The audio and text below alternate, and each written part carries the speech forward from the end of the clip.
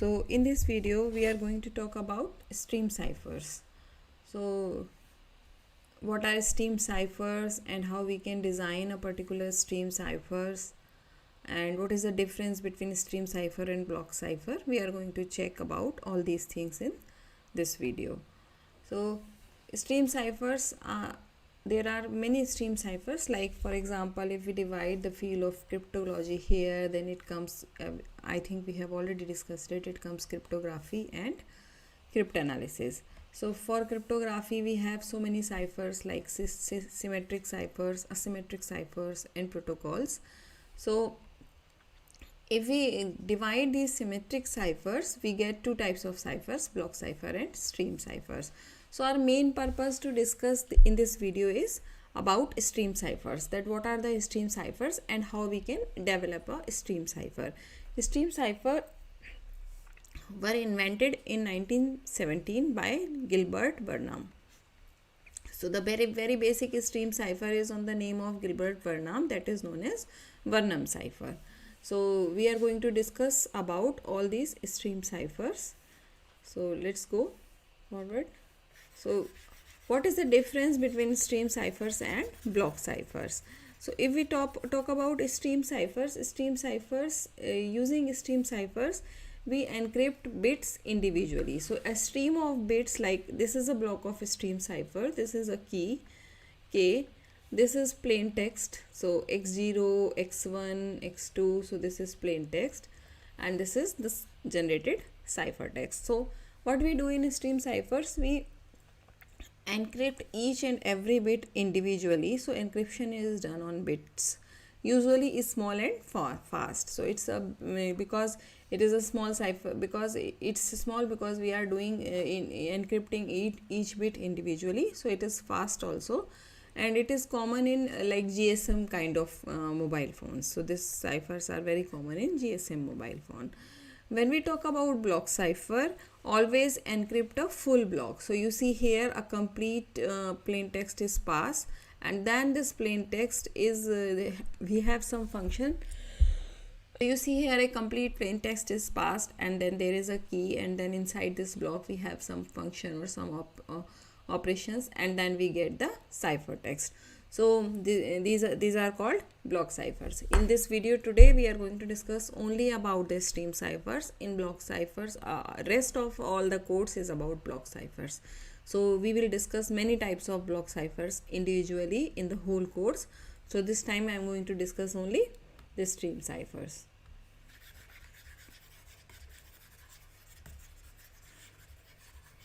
So the basic operations on stream ciphers, how we can do encryption and decryption on stream cipher. So let's say xi is the plain text, yi is the cipher text, this yi is the cipher text, this xi is the plain text, and the si is the key stream. It consists of individual, or everything consists of individual bits. Then we need to pass it over an insecure channel, and then we will get the cipher text also. So how to do that? Encryption and decryption are simple addition modulo 2 operations. So you can say it is addition modulo 2, or you can say it is XOR gate also. So we will discuss that how it comes to be an XOR gate. So it is encryption and decryption are simple additions modulo 2. Encryption and decryption are same function. Like for example, all xi, yi, si belongs to the bit. So it means the value of xi, yi, si is the key stream. It's only either 0 or 1, because we are working on bit stream. So encryption is also yi, esi, xi. It means xi plus si mod 2. This is encryption. And when we decrypt it, so decryption is yi plus si mod 2. So you see the difference. The first, this is the very basic difference. The ciphers we study until now, in which both have different encryption and decryption function. But if we are talking about a stream cipher, both encryption and decryption function is same. If you remember, if we talk about Caesar cipher, or if we talk about a stream cipher, so we say that the cipher text is equal to plain text plus some, like let's say this very basic Caesar cipher plus 3 mod 26. But when we talk about the decryption, so the x is equal to y minus 3 in that mod 26. But when we talk about stream ciphers, stream ciphers both is addition. This is because in Caesar cipher we take modulus 26, but here we take mod 2, and for mod 2 both addition and subtraction are the same operation. For example, we are saying that yi is equal to xi plus si mod 2, and now we are saying that xi, so xi will become yi plus si mod 2, yi plus si mod 2. So in place of what we can do, we can put the value of yi, so it will be xi plus si mod 2, and already we have si mod 2. So it becomes 2si mod 2. So it is xi plus 2si mod 2, and when we write 2si mod 2, it becomes 0 because this is modulus 2 operation. So so hence we get xi. So that's why we say that for modulus 2, addition and subtraction are same operation. So that's why encryption and decryption are same function in case of stream cipher. Then how we what is the hidden factor, or what is the main security factor for this stream cipher? So before coming to that point, let me discuss about why modulus 2 encryption is a good function. Because it is equivalent to XOR gate. So modulus 2 is equivalent to XOR gate.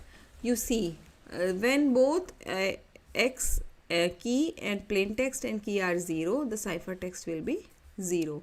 When plain text is 0, key is 1, it is 1. So whenever they have different value, the value of ciphertext will be 1, and whenever they have same value, the value of ciphertext will be 0. So that's why we say that this is XOR operation. And one more thing you see here, this is the simplest operation. You see that when SI is same,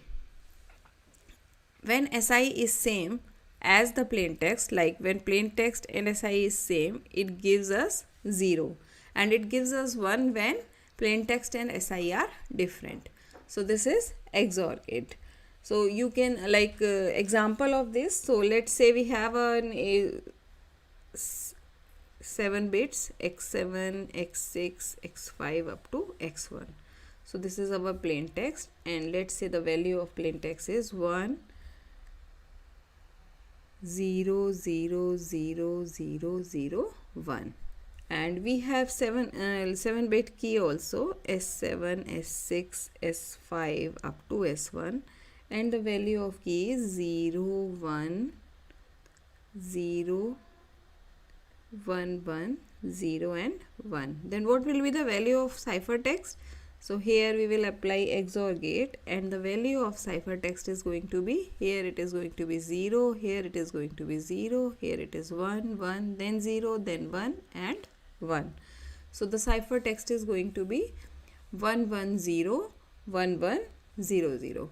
Now let's find again the same operation, again the same XOR operation on this ciphertext with the same key, and key is 0 1 0 1 1 0 1. So when we apply XOR on this, we are going to get 1 0 0 0 0 0 and 1, and this is our nothing but our plain text. So this is how encryption and decryption work for stream cipher. So for perfectly random key stream SI, each ciphertext output has a 50% chance to be 0 or 1.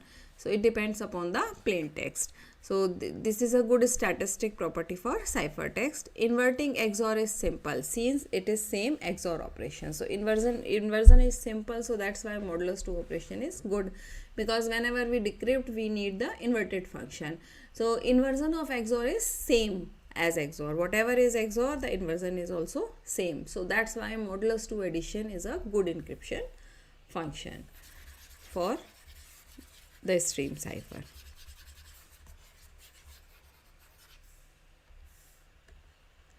So here the basic thing is the main security lie in key. because algorithm is very simple. Everybody know that a stream cipher is a modulus 2 operation. Encryption and decryption is also same. So the main thing is key, because we are passing key and in bit streams. So this key should be generated randomly. So that nobody can find out, like it should be generated randomly, and by some secure means it should be shared between Alice and Bob, or it should be shared between sender and receiver. So how we can create key, how we can generate key, it is a kind of random number generation. So we find the following ways to generate the random number. So the security of this cipher, stream cipher, depends upon the randomness of keys. So there are three ways. First one is a true random number generation. Sometimes we write it TRNG also. So this is known as true random number generation. Second term is pseudo random number generation. So it is like PRNG. So pseudo random number generation, and this is cryptographically secure random number generation. So cryptographically secure CPRNGs. So we will talk about all these three terms. What is true random number generation, what is pseudo random number generation, and what is cryptographically secure random number generation. So let's come to the first one, that is true random number generation. So true stream from random physical procedure. So we generate a two stream of bits with the random procedure, like with the physical procedure. So we have so many, like for example coin flipping. So by flipping the coin we can generate, so like for example I need to generate a 10 bit or 20 bit key. So 10 times or 20 times we will flip the coin, and like for example let's say this is the key which we generate. So this is 100% a unique key. So nobody else can generate the same key. Doesn't matter how he or she will try. So this is a purely secure method. Or otherwise you can like this is one method. Or some people generate random number on mouse clicking, or the mouse click event, or keystroke timing. So there are many methods to generate random number. But in case of like this is not feasible if you need a long key. So every time a true random number generation is not possible, because it will be a very time consuming process. The second one is pseudo random number generation. So what pseudo random number generation says? So this is about true random number generation. Let me discuss about pseudo random number generation.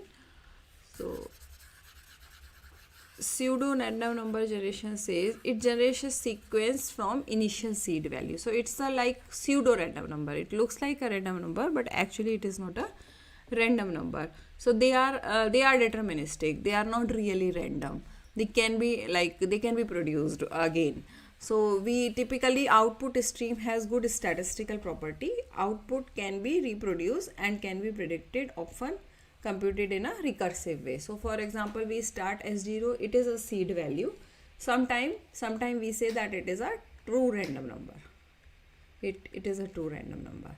Then Si plus 1 is the function of Si minus 1 up to Si minus t. So this is a rand function in ANSI, or if you study rand function in C++, this is the pure example of random number generation. So let's say the seed value is 1, 2, 3, 4, 5, and in this function seed value is 1, 2, 3, 4, 5. Then S is 1, 1, 0, 3, 5, 1, 5, 2, 4, 5, S, I plus 1, and 1, 2, 3, 4, 5. Again we take mod 2 raised to the power 31 I. So most pseudo random generation have bad cryptographic property. So we can really generate it. How we can do that? You see here. Let's say we have, because this whatever function we write there, whatever value I write here, these value, this is a constant numbers. This 1, 1, 0, 3, 5, 1, 5, 2, 4, or 1, 2, 3, 4, 5. These are constant numbers. So I just represent these constant number with A and B, and unknown are, we have 3 unknowns, A, B and S0 as key.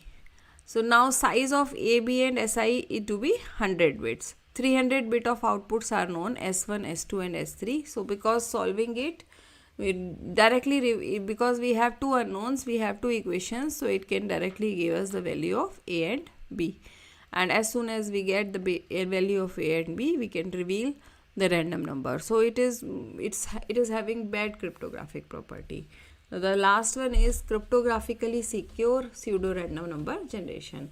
So it's a kind of pseudo random number, but its output is unpredictable. We write these numbers in such a way that output is unpredictable. So these random numbers are generally used in cryptography only, otherwise there is no use of these numbers. We use in particular for stream ciphers. Otherwise, wherever we need a random number, we typically use a pseudo random number. So CPRNG and PRNG with additional property. These are PRNG with additional property that output is unpredictable.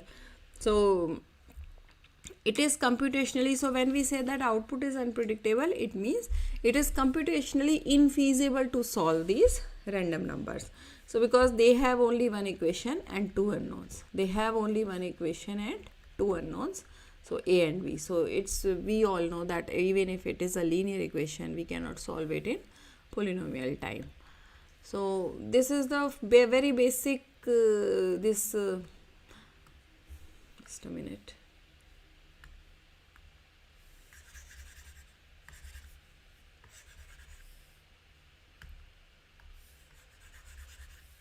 Okay, let's do that.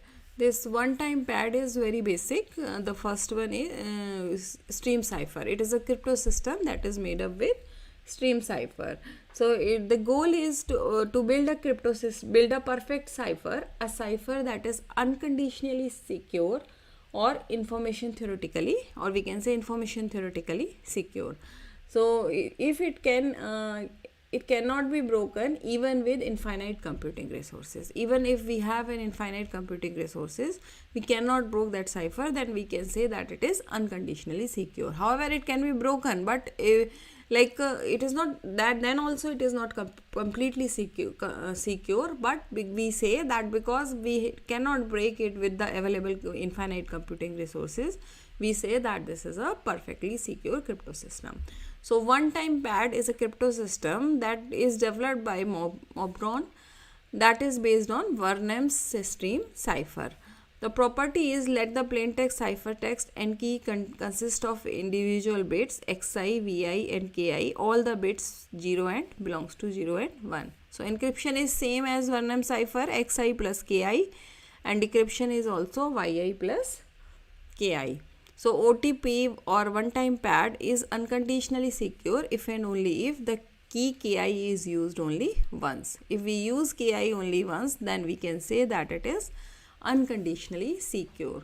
So first thing is, for this cipher, for this stream cipher, we need a long key. Each and every bit is XOR with key, so key size and plaintext size should be same.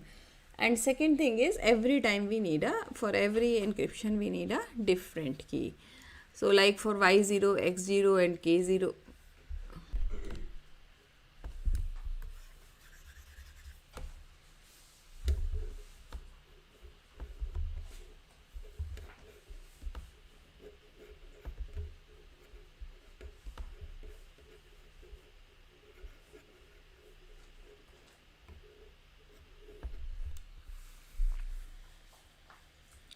So it is an unconditionally secure crypto system. Y0 is equal to X0 X or K0 and like this. Every equation is linear equation with 2 unknowns.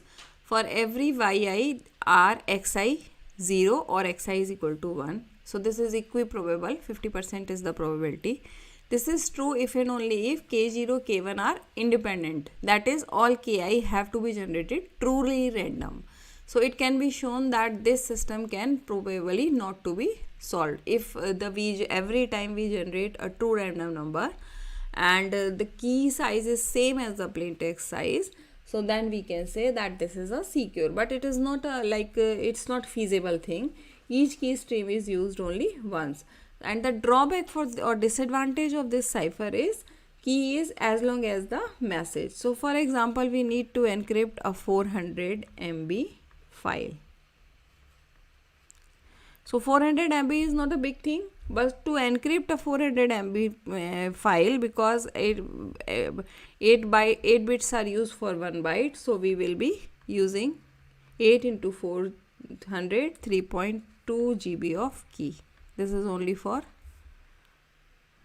one file. So that's why it is it takes a lot of space. It is impractical since key must be as long as the message. So it is impractical to use to develop this kind of cipher. Otherwise, theoretically, if we talk, this is a purely secure cipher if keys are generated as a truly random number and the key size is same as the plain text size.